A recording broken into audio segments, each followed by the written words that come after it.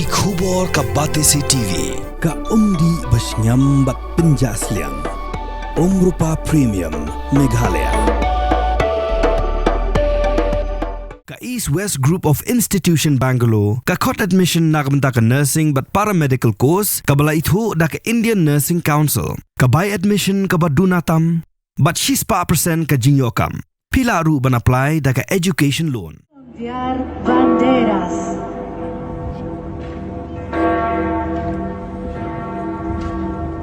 Umindirang ba ka Jalau Conrad ke sangma Leit Vatican City beli on tap yu Pope Francis jika bela tap mentahi ke sengi ka pundrodro ya yang arajar arpusan u Conrad menta dan Vatican ba ula bu ya video social media bagi jingkran ki ba ula ong bu Pope Francis ula penyeteli ya baro haga pol bodang em wat menta ke jingklat jong uru ke penyeteli ya baro Kemanju kedau hang ni, bagi bebuan ginang ilam na keleng kiri ke Perthai, kila poi Vatican, benliak buram kado yau Pope Francis.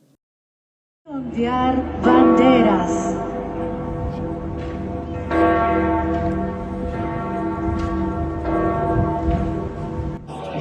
I feel truly blessed today to be part of the funeral service of Pope Francis. I had the opportunity to meet him a couple of years back, and today to be part of the funeral service is very solemn, and I truly feel very, very blessed. And today, even on his funeral, like he did when he was alive, he united people, and even today in his funeral, he has united people. People from all over the world today have come to pay their respects to Pope Francis. We will miss him, and may his soul rest in eternal peace.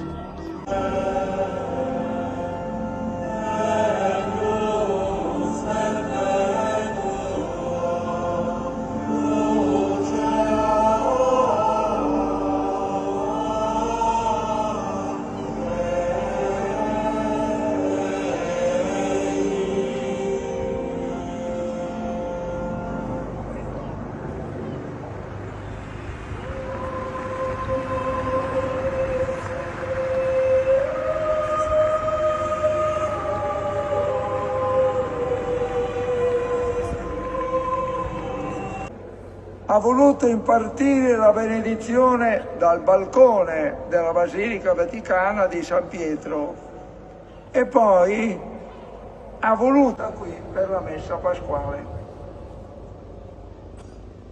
Con la nostra preghiera vogliamo ora affidare l'anima dell'amato Pontefice a Dio perché gli conceda l'eterna felicità nell'orizzonte luminoso e glorioso del suo immenso amore.